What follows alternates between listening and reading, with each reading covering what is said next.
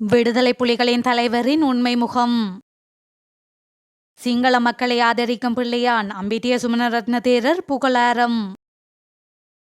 மஹிந்த தரப்பிற்கு பேரதிர்ச்சி, சஜித்துடன் இணையவுள்ள பெருமளவு எம்பிக்கள். புலனாய்வு பிரிவினர் மூலம் கிடைத்த தகவல், ரணில் எடுக்கப் போகும் முடிவு.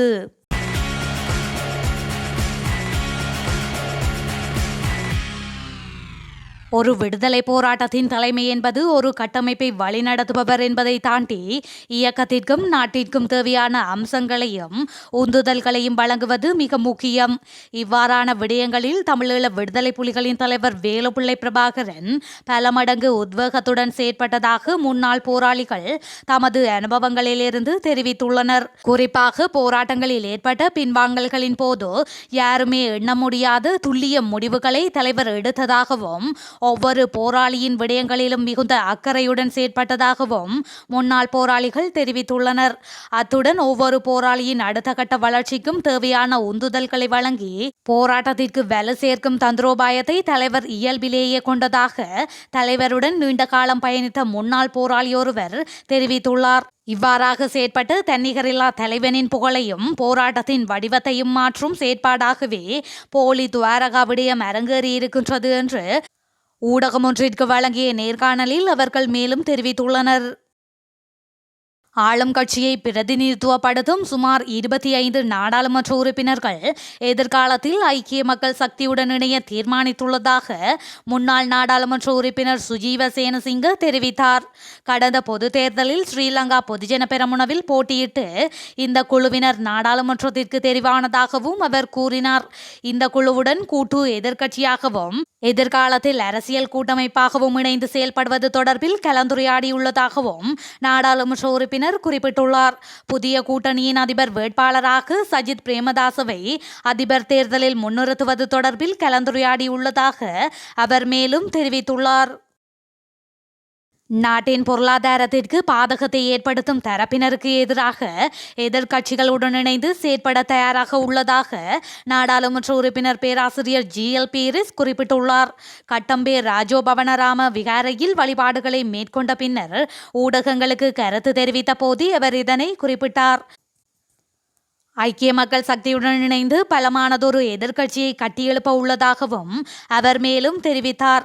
அத்துடன் ஆபத்தான பொருளாதார கொள்கைகளை நடைமுறைப்படுத்துபவர்களுக்கு எதிராக செயற்படுவதுடன் மக்களை பாதுகாப்பதே தமது எதிர்பார்ப்பு எனவும் அவர் குறிப்பிட்டுள்ளார்.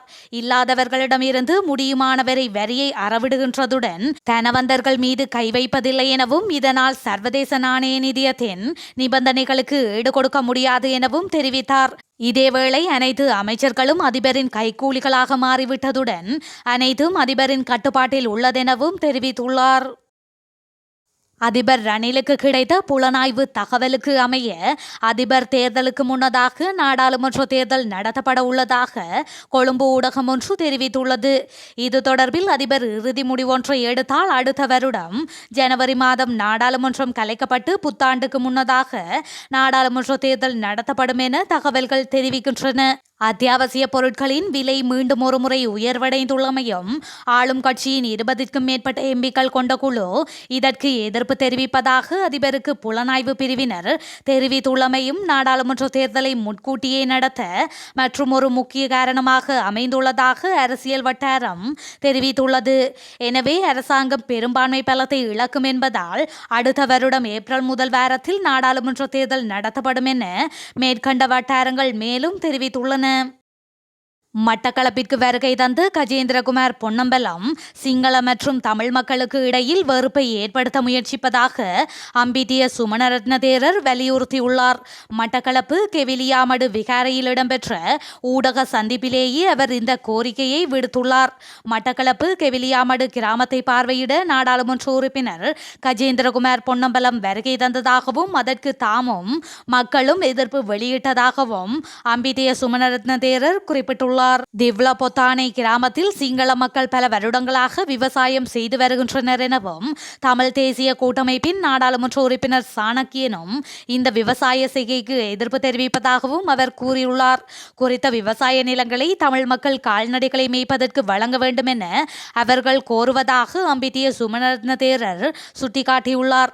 பல ஆண்டுகளாக வாழ்ந்த நிலத்தை கால்நடைகளுக்காக வழங்கினால் சிங்கள மக்கள் எவ்வாறு வாழ்வார்கள் எனவும் அதற்கு எதிராகவே தாம் குரல் கொடுத்து வருவதாகவும் அவர் குறிப்பிட்டுள்ளார்.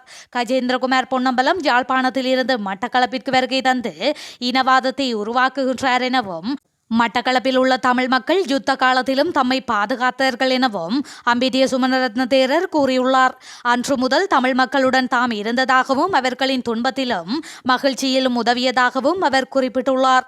எனினும் தற்போது கஜேந்திரகுமார் பொன்னம்பலம் சிங்கள மற்றும் தமிழ் மக்களுக்கு இடையில் வெறுப்பை ஏற்படுத்த முயற்சிப்பதாகவும் அம்பிட்டிய சுமணரத்ன தேரர் கூறியுள்ளார். பிள்ளையான் வியாழேந்திரன் மற்றும் ஏனைய முஸ்லிம் நாடாளுமன்ற உறுப்பினர்கள் இருக்கின்ற போதிலும் அவர்கள் இனவாதம் பேசவில்லை எனவும் மங்களராமய சுமணரத்ன தேரர் குறிப்பிட்டுள்ளார். நாடு நெருக்கடியில் இருக்கும் தருணத்தில் இதுபோன்ற செயற்பாடுகளை அனுமதிக்க வேண்டாம் என ஸ்ரீலங்கா அரசாங்கத்திடம் கேட்டுக்கொள்வதாகவும் அவர் மேலும் வலியுறுத்தியுள்ளார். நாங்கள் சிங்கங்கள் மீது கல்லெறிய வேண்டாம் என அண்மையில் பெசில் ராஜபக்ஷ கூறிய கருத்துக்கு முன்னாள் நாடாளுமன்ற உறுப்பினர் சஜின் வாஸ் குணவர்த்தன சவால் விடுத்துள்ளார். இதன்படி யார் நாய் யார் சிங்கம் என்பது தேர்தல் நாளில் தெரிய வரும் என அவர் தெரிவித்துள்ளார்.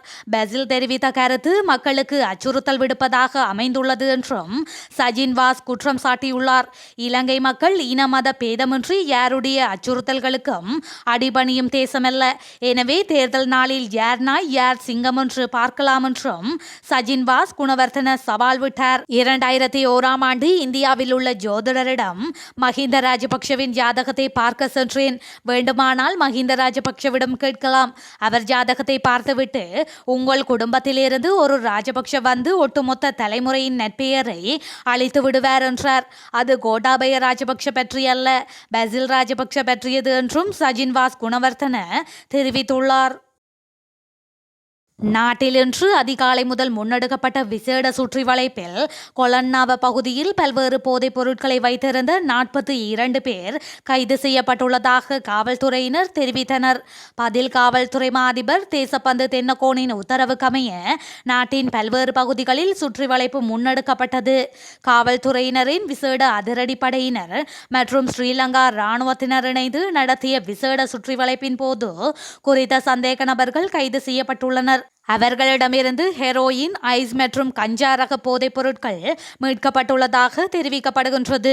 இதேவேளை வத்தளை பிரதேசத்தில் மேற்கொள்ளப்பட்ட விசேட சுற்றி வளைப்பின் போது 35 கிலோகிராம் ஹசிஸ் போதைப் பொருளை வைத்திருந்த நபர் ஒருவரை காவல்துறையினர் கைது செய்துள்ளனர். கைப்பற்றப்பட்ட போதைப் பொருளின் மதிப்பு சுமார் 20 மில்லியன் என காவல்துறையினர் மேலும் தெரிவித்துள்ளனர்.